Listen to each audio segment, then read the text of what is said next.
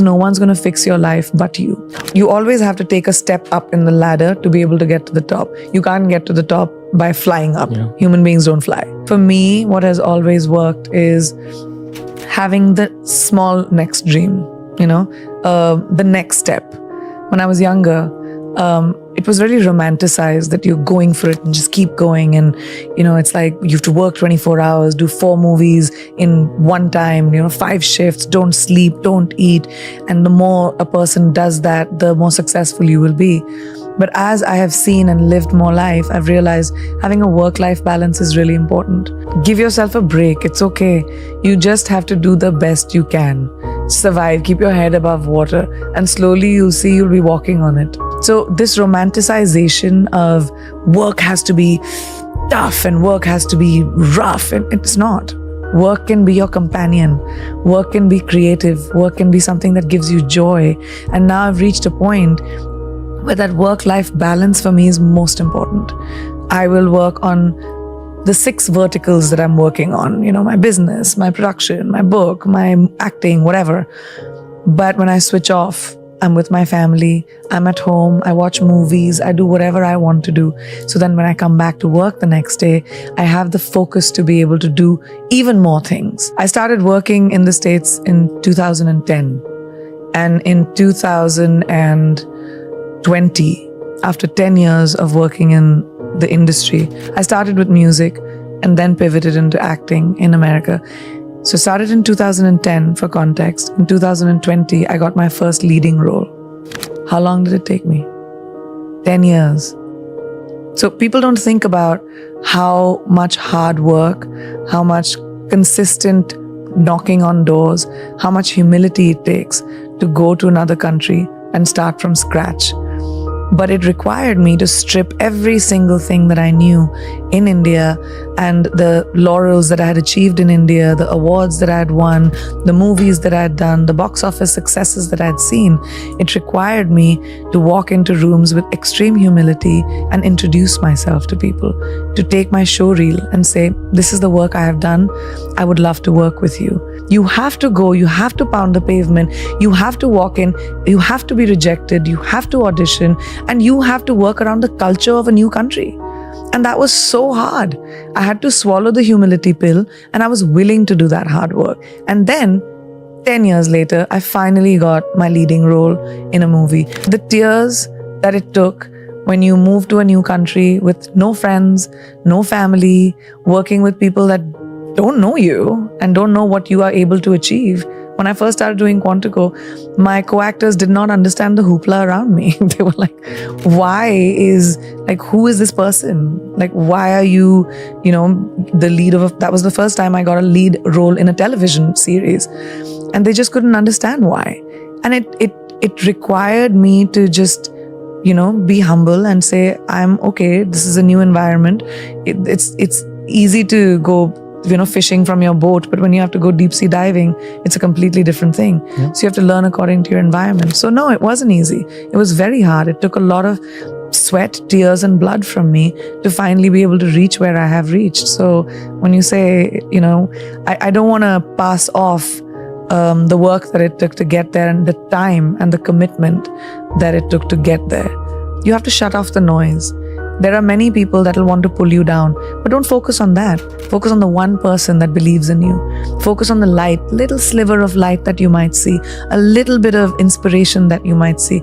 And that's the hardest thing to do because you're bogged down by baggage. You're bogged down by shackles of people holding you down. So you have to really push forward. And that's just individual. Do you have that inside of you to fight that fight for yourself? Or are you going to wait for somebody else to do it? That's an individual choice.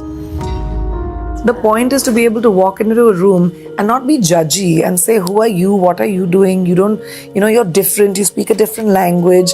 That's not cool. Yeah. People speak different languages because they know more than you. They know other things that you don't know. The idea is to have your mind open to collaboration. The idea is to have your mind open to what is it that I can imbibe from someone else's knowledge. Yeah. And I think I'm a student of life. I love different kinds of people and different things that people do. I'm not running as fast as I was. I'm thinking about the steps I take. I'm in a really comfortable, content place when it comes to my life. And the choices that I'm making are mine and are not defined by other people or the validation that I probably needed when I was younger. So I think that's made me a little bit more happy and calm. Why am I lucky enough to have the life that I do? And some other woman somewhere else with the same desires, same ambitions, same, needs doesn't have any of it. I really think about that a lot. It makes me feel like there must be something I did right. I wake up every day with a sense of gratitude, and I wake up every day with wanting to give back, whether that's with the person that is standing right next to me or whether that is a life choice that I might make. But giving back, I think, is so crucial when it comes to being grateful. I'm highly grateful for everything that I have. And I do think that maybe I did something right, that I've been blessed with the opportunity of having the life, being born to the parents that I was, being able to have the opportunity of making my own choices, having agency in my own life. If you think about women around the world, so many don't have that. Like, complete choices are made for themselves. But my parents told me, you have to have your opinion. It can be very scary. I mean, this generation of girls is fearless, and there's so many girls that take charge of their own lives, and they say, I'm not going to fit into the cookie cutter mold that probably my mother did or my grandmother had to. And it's so, I have goosebumps right now just thinking about it. I meet so many young women who have changed the trajectory of their families because of the choices that they've made.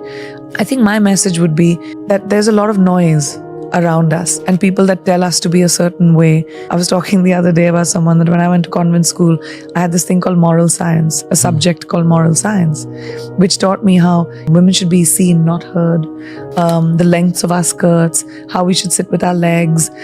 There's so much that is being told to women that to be a good girl, you have to be a certain way. Good girls don't make history. Bold girls make history. Bold people make history. So if you want to be the lead actor of your movie, which is your life, you've got to take choices that might be contrary to what you've heard. And that empowerment may or may not come from your parents, may or may not come from your family or boyfriend or whoever you're around. It comes from you. And that no one can do. If you don't have that encouragement in your home, try to find it in your gut, because no one's going to fix your life but you. I don't know. I don't think about the future. I'm not someone I plan for the future, but I don't think about how far I can go. I mean, who knows what my future holds for me. But what I can think about is my present. And like I said, I like to imbibe from people that I know. The reason I take new steps is because I see someone else doing something new and I'm like, what can I do that'll make me feel how I feel about this person? It's about that feeling. It's about imbibing from the people around you. And it could be someone you admire on television. It could be someone in your class. It could be someone that you work with. But when you see something that you admire about someone, imbibe it. And I just love the fact that you can have an idea today and monetize it. Why not? You're not just reduced to, I won't say reduced to because I come from a family of doctors and engineers, but at that time in my parents' generation and the generation before that, it was doctor, engineer, lawyer, military, government job. Like those 5 or 6 things that everyone had to aim for. But today, I think my generation of parents are not going to have those boxes for our children, right? You have an idea, let's run with it. Yeah. I think that innovation is the only way to evolve. And if you're not evolving, you're stagnant, it's boring, bye, you should go to bed.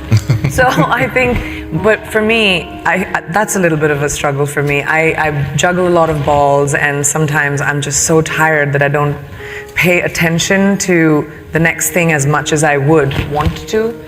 And I check the box sometimes, and it works, and it's okay, because a lot of us do it. We just go to work and do the bare minimum, and I have to remind myself that the bare minimum is not my standard for myself. It always has to be more than the minimum.